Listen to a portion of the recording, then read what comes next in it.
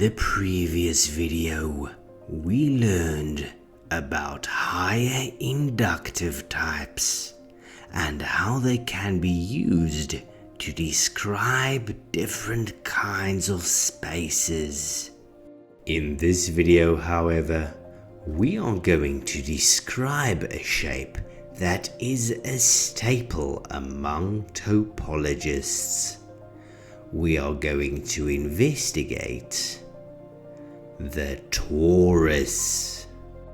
But first, there is something important which we should know about equality types. Recall that we used the path induction principle to prove that for every path from x to y, there is a path from y to x. In other words, equalities are symmetrical.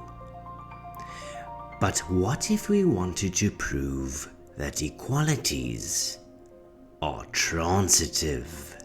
This would mean that we could construct a function, let's call it trans, that given a path p from x to y and a path q from y to z, we have a path p composed with q from x to z.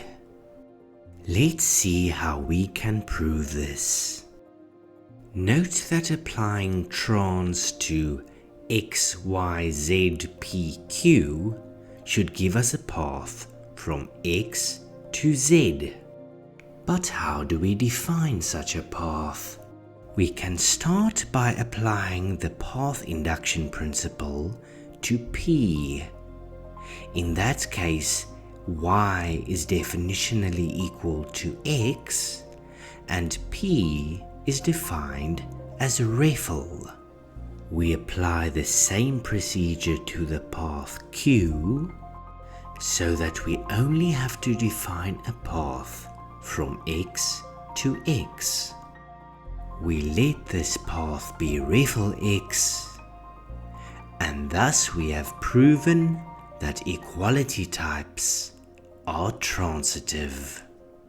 We can also use path induction to prove things like reffel x composed with p is equal to p, and p composed with its inverse is equal to reffel x.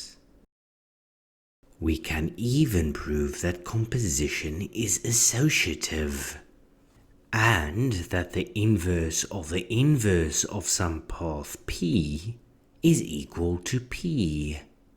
It follows that whenever we define a path like, say, loop in S1, we are not just defining one path, we are defining infinitely many paths. And now for the moment we've all been waiting for. We are going to use path composition to define a torus. We start with a base point. We then add a path p from base to base. We then add another path q from base to base. And then finally, to define the surface of our torus, we add a path of paths from p composed with q to q composed with p.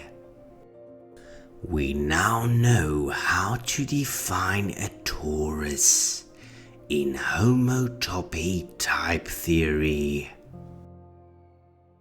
If you like this series, you can support me on Ko-fi. The link is in the description. Thanks for watching.